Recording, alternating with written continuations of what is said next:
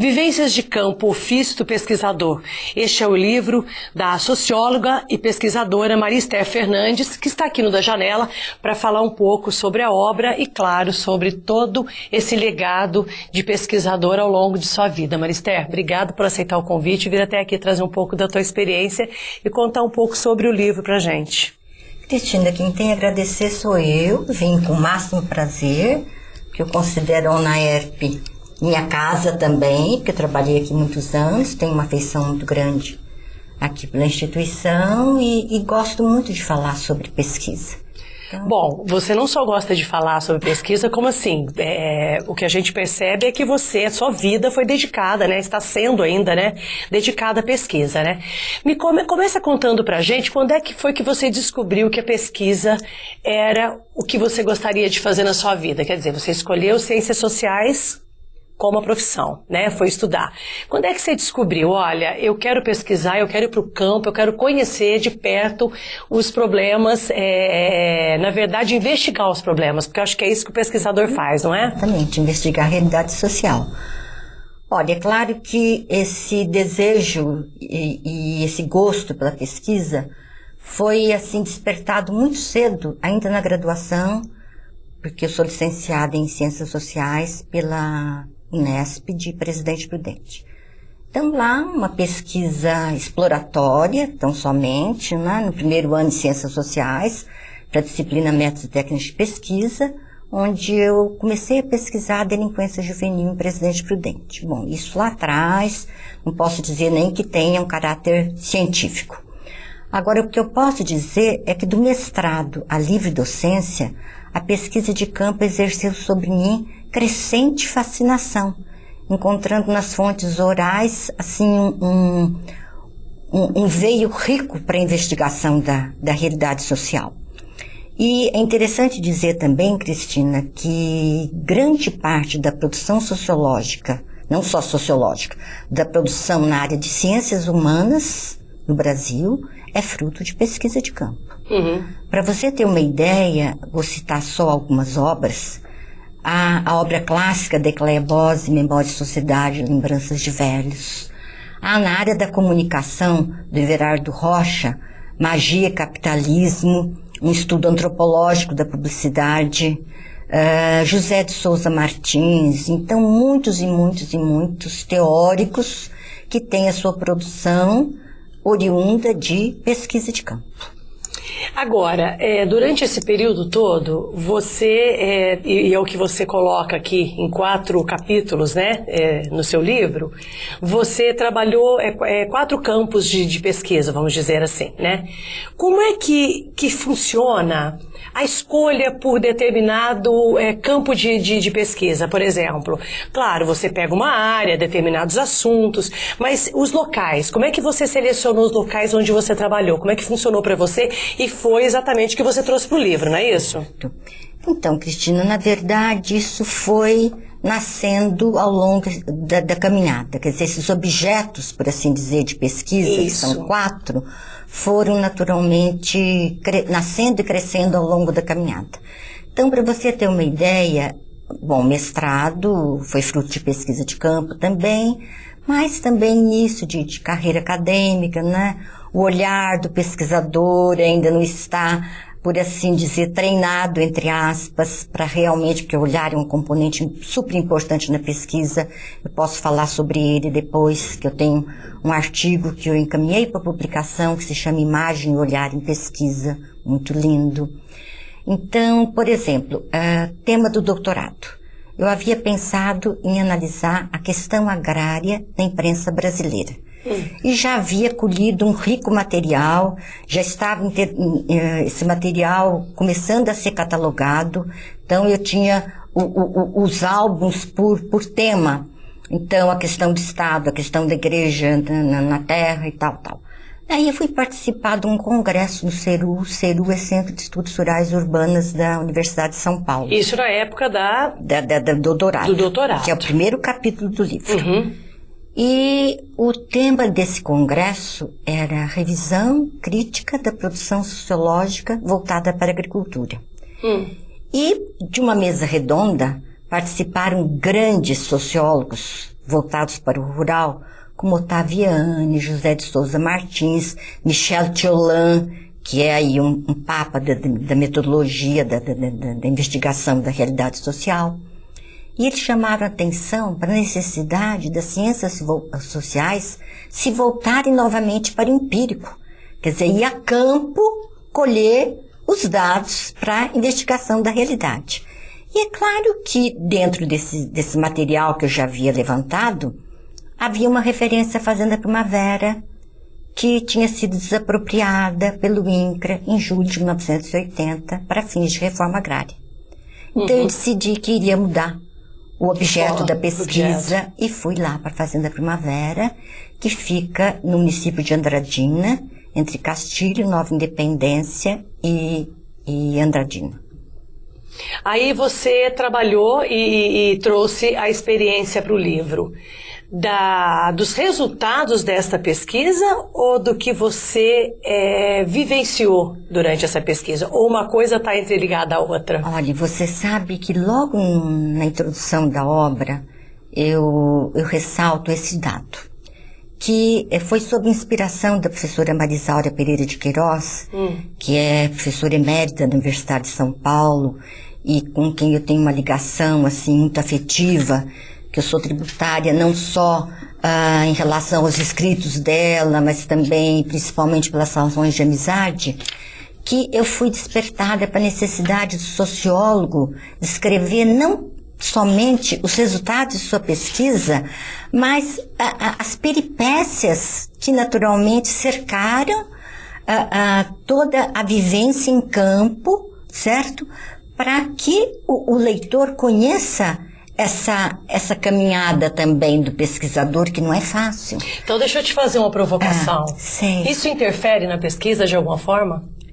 Claro que interfere. Interfere positivamente. Positivamente? Positivamente, é claro. Porque veja bem, quando você vai a campo, é claro que todo pesquisador sabe que ocorre o que nós chamamos de domesticação do olhar em função da formação do pesquisador. Traduzindo, o que seria essa domesticação do olhar? Um sociólogo, um psicólogo, um historiador, um antropólogo vão naturalmente perceber aquele mesmo objeto sob uma ótica diversa, certo? Então a nossa formação teórica já naturalmente direciona, certo? Este olhar. Daí o cuidado que o pesquisador tem que tomar com este olhar. Bom, mas voltando à questão lá das peripécias, né? Esse livro tem um tom de narração, e que eu acho muito importante. E ontem, abrindo um parênteses, ontem a Folha de São Paulo publicou no caderno Ciência uma matéria que eu achei muito interessante, que há uma editora científica, qual é o nome que me foge agora? Deixa-me ver, já vou me lembrar. Essa editora científica está oferecendo cursos para pesquisadores da USP, da Unicamp, da Unesp, para mostrar as dicas para uma redação científica. E eu fiquei muito feliz ao ler uma dessas dicas ontem, que era o seguinte. O pesquisador deve tentar transformar mesmo um tema complexo, certo? Em uma maneira simples, no momento de escrever, para que o leitor possa chegar perto do leitor. Entender. Então, você sabe por que eu te fiz essa pergunta da interferência, né? Não querendo te interromper, mas já fazendo isso. Porque quando você fala de pesquisa, a primeira imagem que a gente tem é de algo muito frio, não é? Então, assim, eu tô te falando, eu tô te provocando isso justamente para você trazer pra gente, né, a outra imagem. E de que algo que o pesquisador não se aproxima tanto, né? Que ele é um observador apenas dos fatos. Então, quando eu digo para você, quando você vai e mostra toda a tua vivência, né? Isso significa que o teu envolvimento né? Claro, E até porque eu acho que o pesquisador escolhe um tema baseado naquilo que ele acredita, né? Que possa trazer algo que vá contribuir, né? E desmistificar muitas vezes coisas que a gente tem preconceitos e não conhece, até por falta de conhecimento.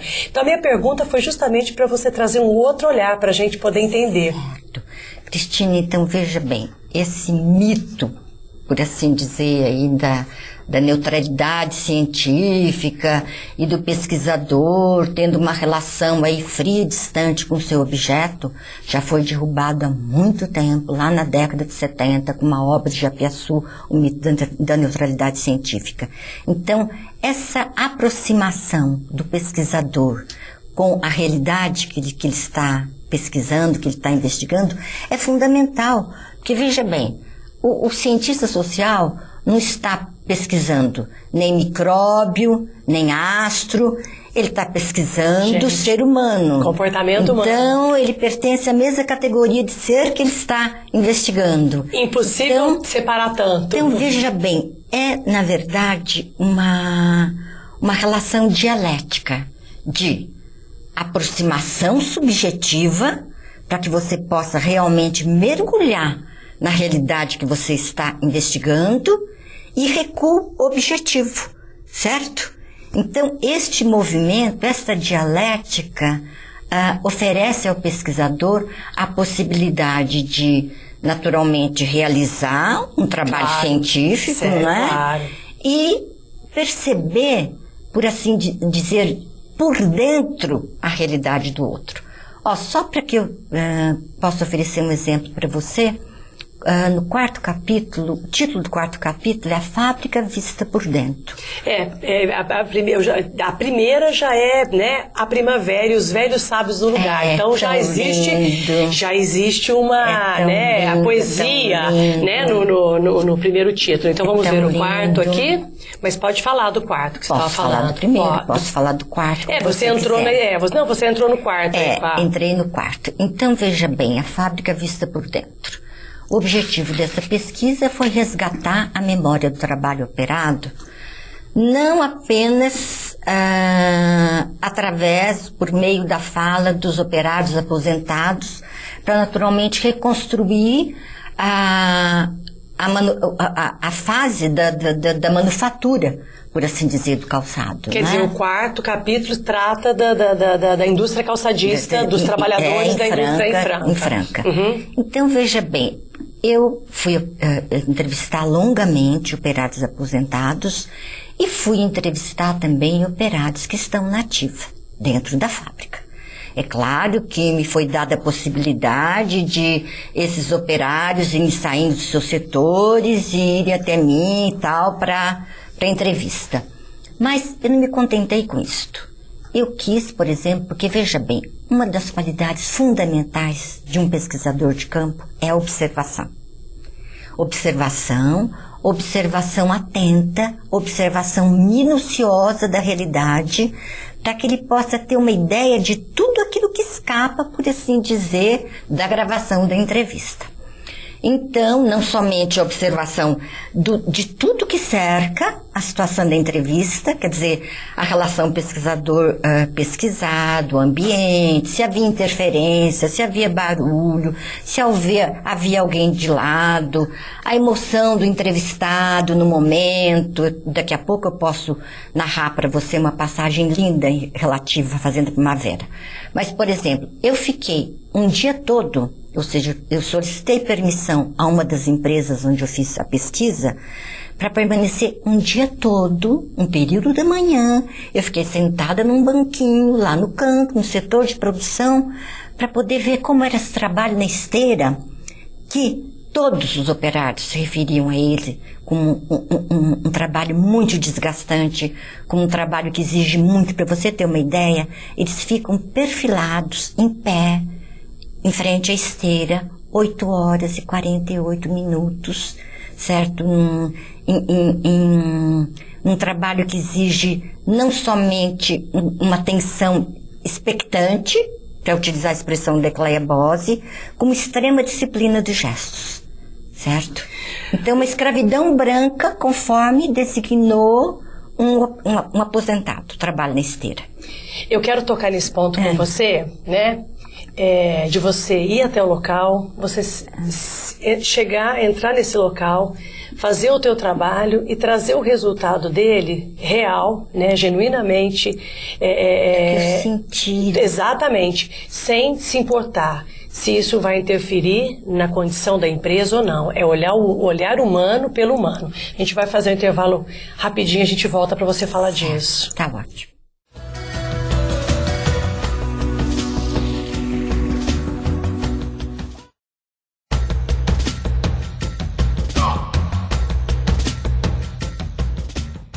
Marister, a fábrica vista por dentro, né? Significa que você foi autorizada a entrar nesse local pelo patrão, né?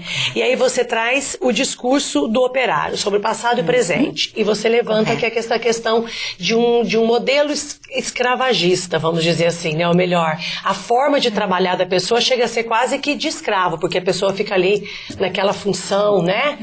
Falando assim, bem coloquialmente dos fatos. O que esses fatos, esses dados, né, levantados por você, essa pesquisa, resulta para o patrão ou pro funcionário? O que representa esses dados, na verdade?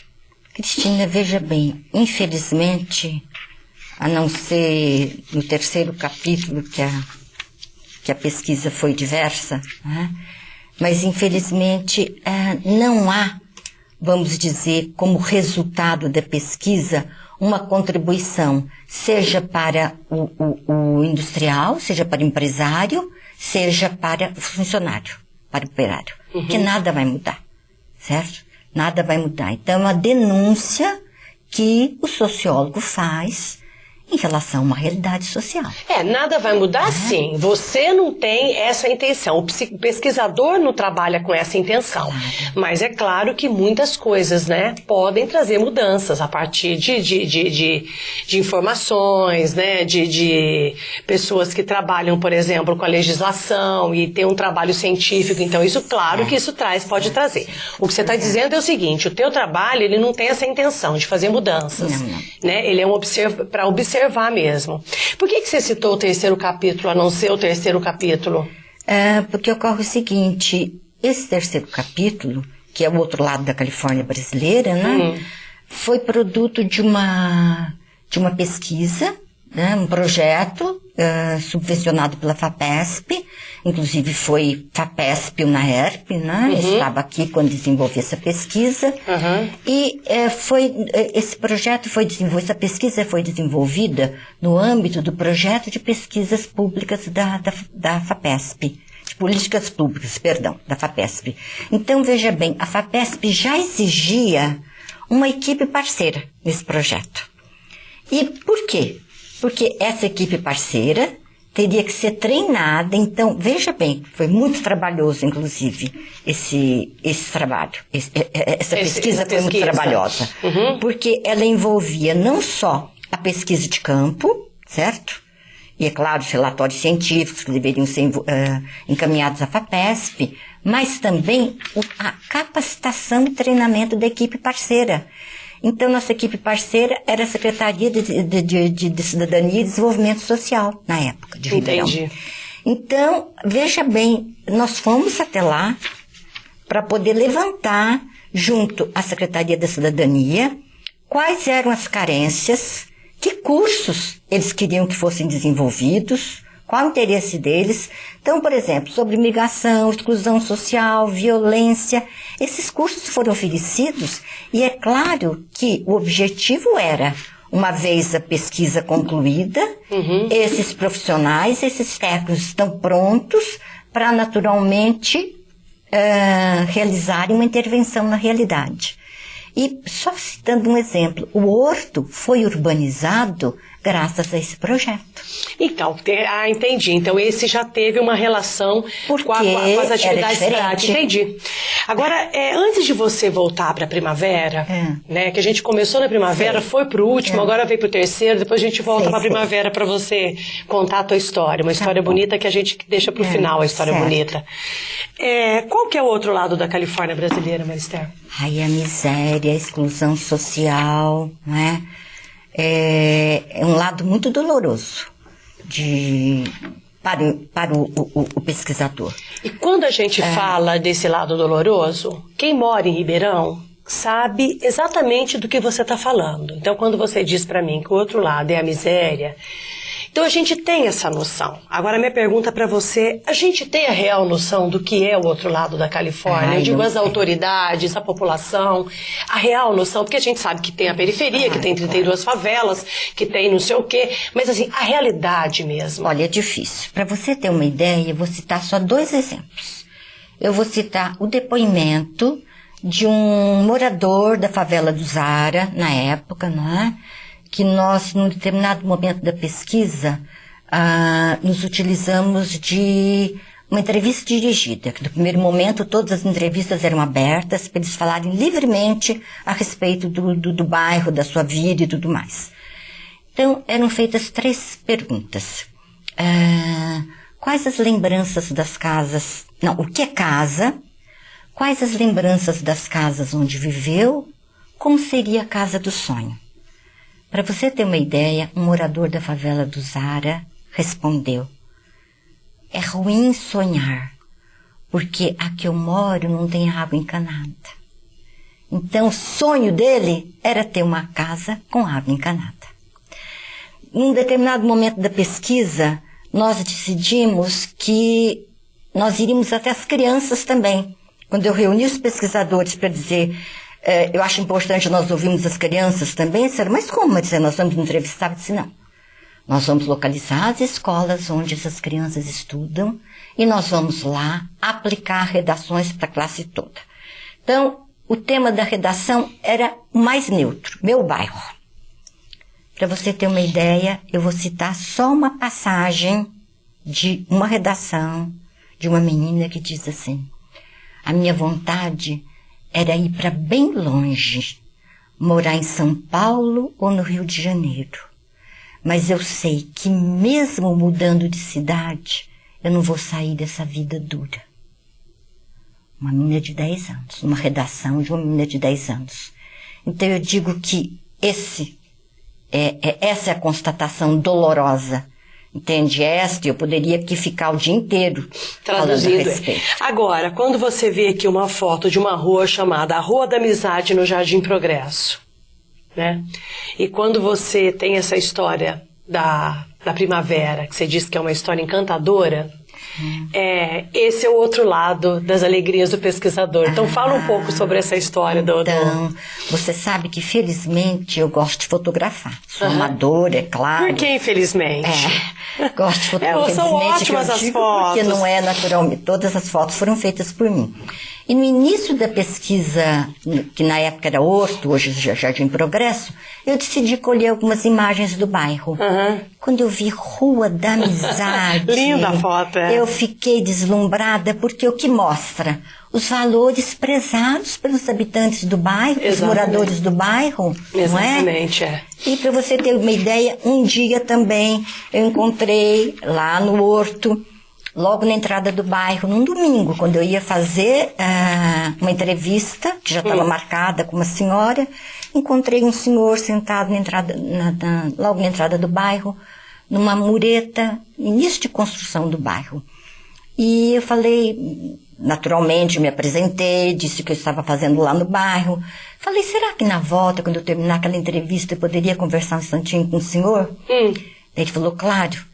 Então, ele estava sentado, porque na época o bairro não havia sido urbanizado. Que dá para perceber, tem as arvorezinhas já na Rua da Amizade, né? Limpinho o chão, então, ele estava sentado sobre uma mureta de uma casa, início de construção, é claro. E ele estava sentado sobre umas folhas de jornal amarelados. E a hora que me aproximei, porque é claro, eu estava com meu diário, com minha prancheta. Todo pesquisador que se presta tem o seu diário de campo. Para, naturalmente, anotar tudo que foge à situação de gravação da entrevista. E ele, mais que depressa, tirou aquelas folhas de jornal e colocou... Falou, é para a senhora não sujar a roupa. Então, esses gestos de extrema delicadeza, entende? Um dia na Fazenda Primavera, entrevistando um dos velhos sábios do lugar, o senhor Gerôncio Queiroz dos Santos, que eu já havia entrevistado várias vezes, né? Cheguei lá e, naturalmente, ele estava falando, porque um dos elementos marcantes entre os sábios velhos do lugar, os moradores da Fazenda Primavera, os lavradores da Fazenda Primavera, foi não só o apego aos valores tradicionais, amor, a Deus, família, certo trabalho, mas também destemor frente a todas as pressões que eles sofreram para serem expulsos da terra por eles desbravada depois que o INCRA já havia desapropriado. Uma pressão muito grande. Então, um dia estava naturalmente entrevistando o senhor Gerôncio, ele estava falando dessa luta e tudo mais, né? Ainda ele fez questão de falar, eu lutei, mas não foi assim, pegar em revólver, entende? Então ele estava dizendo do que ele se valeu para naturalmente lutar, para preservar a terra que foi por ele desbravada.